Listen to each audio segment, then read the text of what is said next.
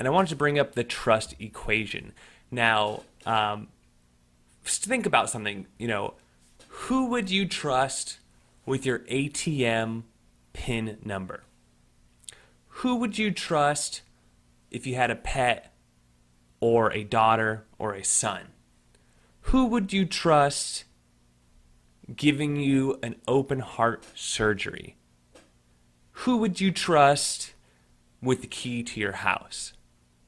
Now, I imagine if you just write down those answers and you think about it, you're probably not going to have the same person for every single answer. You may, but for example, mom, I wouldn't let my mom necessarily give myself open heart surgery. She's not a doctor. Maybe someone out there has a mom who is a doctor.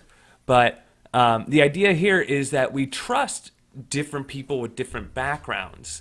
And so this chapter asks the question of, what makes someone trustworthy? How can we be a salesperson who's trustable or who is trustworthy? And so something that I've always found really helpful to me is something called the trust equation. And it's a really simple way to understand trust and how to gain trust, how to lose trust, how to build trust. And so it's a fairly easy equation. So if you like math, you're going to love this example. And it starts with this formula here, T equals C plus R plus I over S. As you can see here, we have trustworthiness equals, right? So we want T to go up. We want it to increase, right? We want to increase trust. We do not want to decrease our trustworthiness, right? So we want a positive there, go up. And then we have on the other side of our equation, we have a numerator and a denominator. Numerator being C, R, and I, and then the denominator being S. Now, in math, typically if you want T to increase, you want to increase the numerator and decrease the denominator. So it's going to be something like this, where you want more of C, R, and I. You want less of whatever this S word is. So let's see if you can guess what some of these are.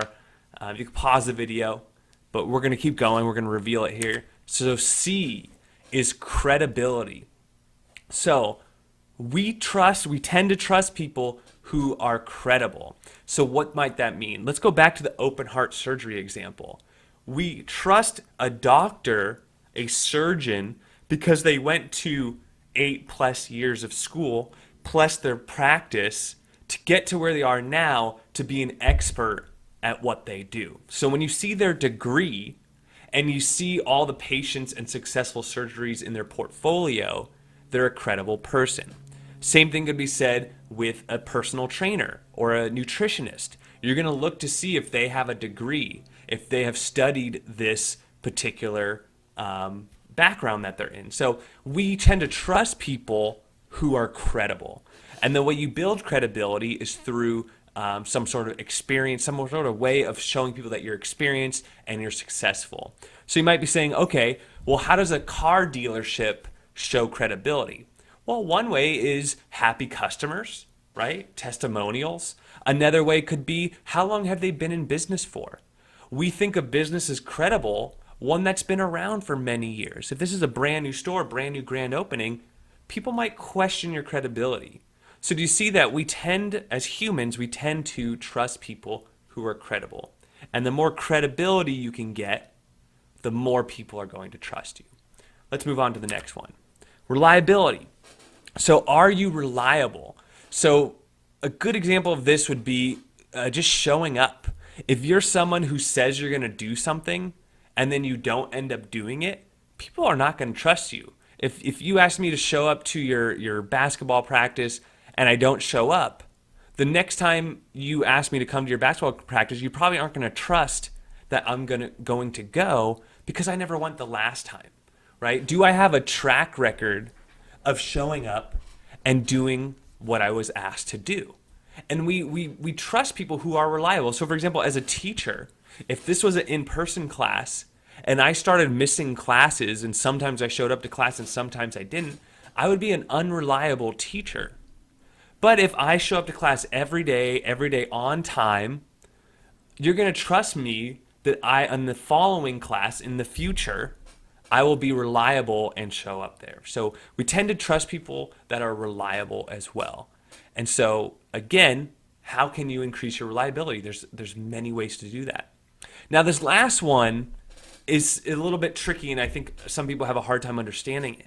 But the last one is intimacy.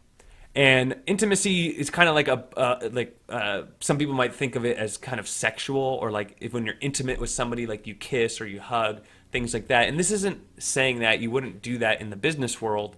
However, the idea here is that intimacy is when you open up to another individual. So, for example, if I'm asking you a question, if I'm not willing to answer the question myself, then I'm not being intimate with you. I'm not opening up as a person. I'm closed off.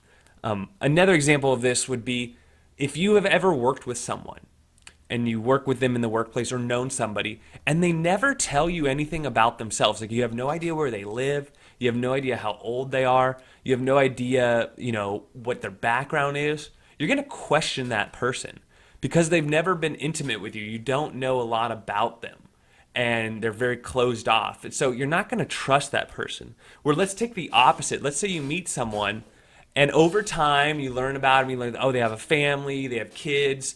You guys both went to the same high school. Because of that connection you two have made through the intimacy, it doesn't have to be sexual, just through knowing each other, you have gained trust. You trust that person more because you know more about this person. So intimacy is telling stories, sharing things about each other, getting to know someone better. We tend to trust people more that we know in that respect, in more of an intimate way versus an on the surface way.